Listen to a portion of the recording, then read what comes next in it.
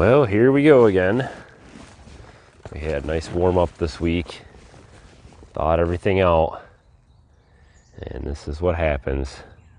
We got at least a couple feet of water in most spots here, but it makes collecting sap take a whole lot longer than it should. We got a nice full good run last night, so we've got mostly full buckets out here. So it's going to take quite a while to get this this collected today, but I have a trick up my sleeve.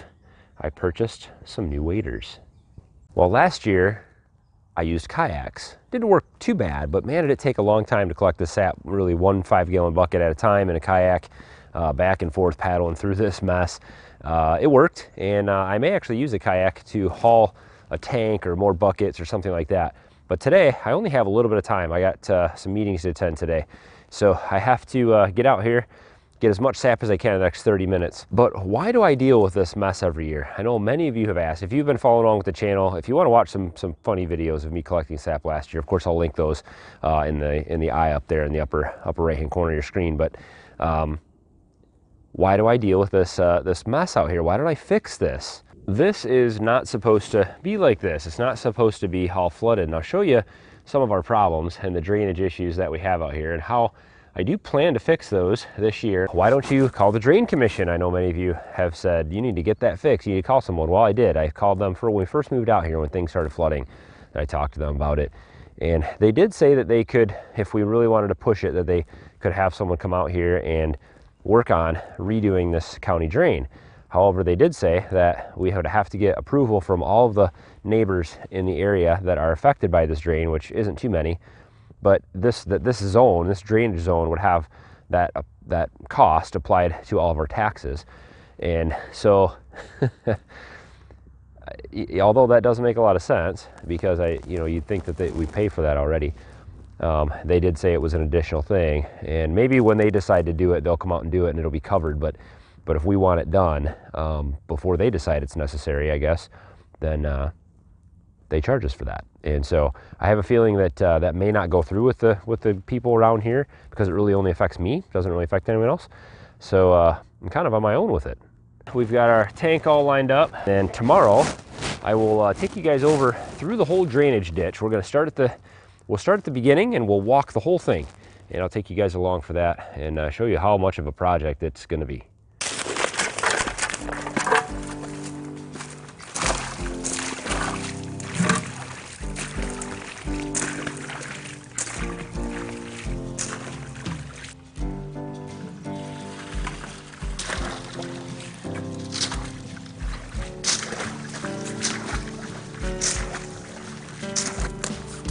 Five gallons at a time.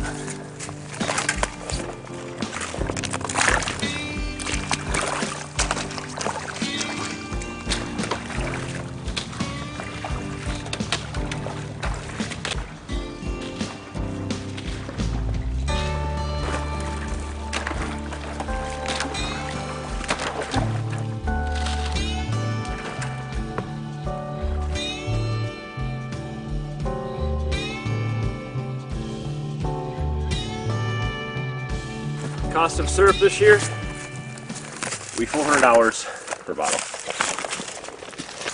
Well, it's the next day, and I've had a little more time today to get out here, and the sap is running faster today than it has run all year. It is just pouring out of these trees. So the buckets are full, they're overflowing, and there's a lot of water out here. So 5 gallon, or actually, I'm using a 6-gallon bucket, trying to get as much out as I can. I probably could get a kayak out here and pull it behind me with another bucket in it, but there's so much ice on top of the water that isn't going to work either. So it's time to just wait out here and get this sap in. But dealing with this water is a pain. A lot of these buckets out here on the trees are 5-gallon buckets, and they're filled, so it's going to take one trip at a time out to get those big ones. Some of the smaller ones are 3-gallon buckets, and so I can fit 2 of them in here, approximately get 2 trees at a time. But just about every bucket is filled to the brim out here.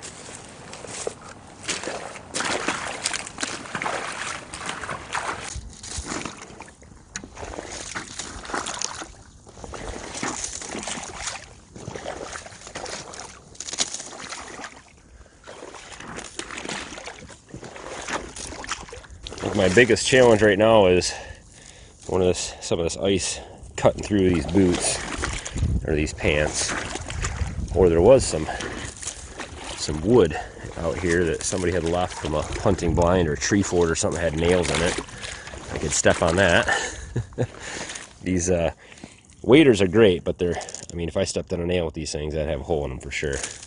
This water is cold. You can see the bucket here. This one's filled up, and look how fast that sap is running. This bucket's filled, just wasting it. So we got to get this stuff taken in.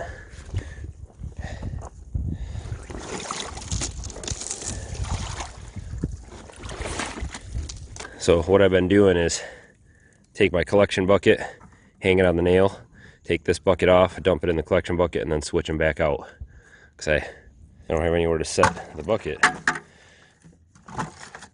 to dump it in.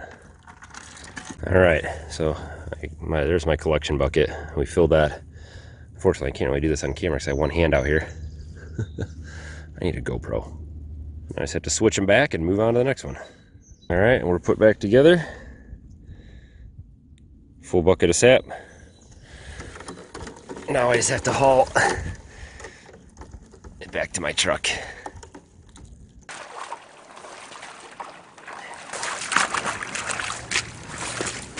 5 more gallons. My biggest daily collection ever. I've got the boiler full, the evaporator full, plus I have about 150 gallons in here. And that's just from today. And it's been running so heavy that all those buckets are about half full again. So we've got a good, really could collect probably over 200 gallons today. So great day for sap.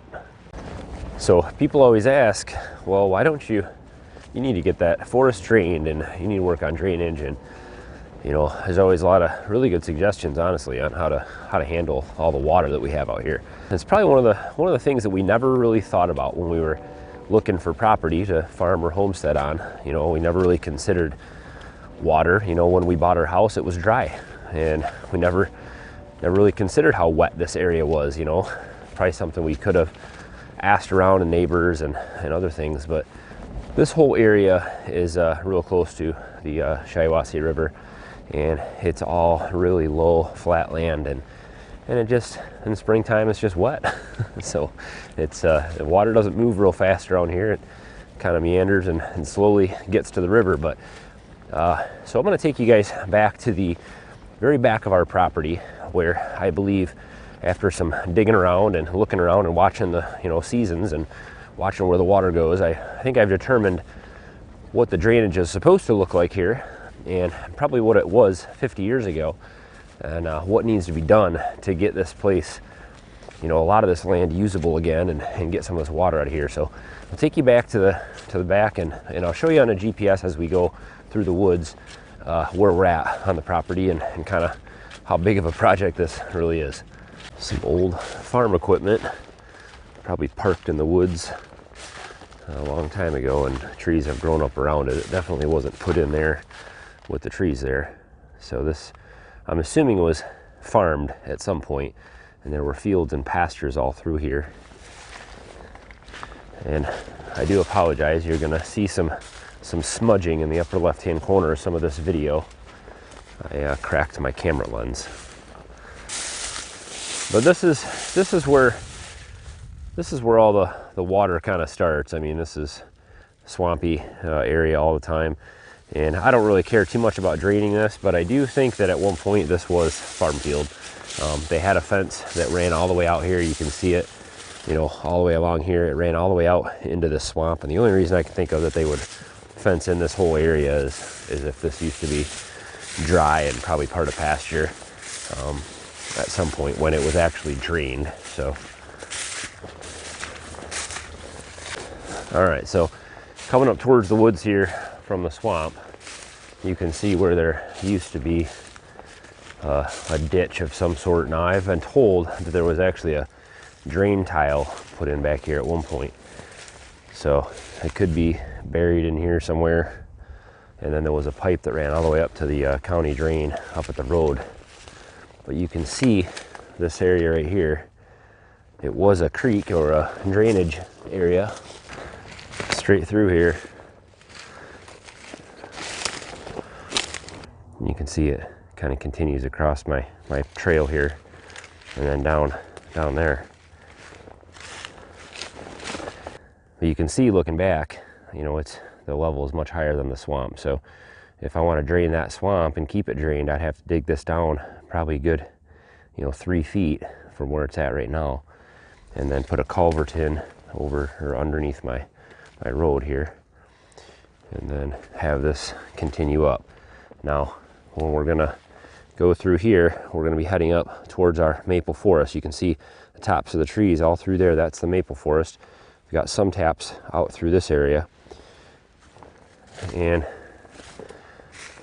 this would also all need to be trenched out.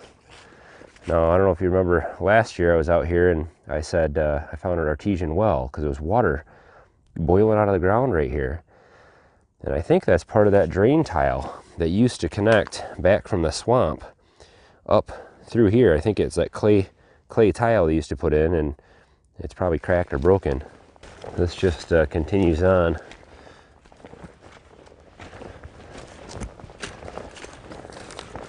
And you can see where it was trenched out at one point.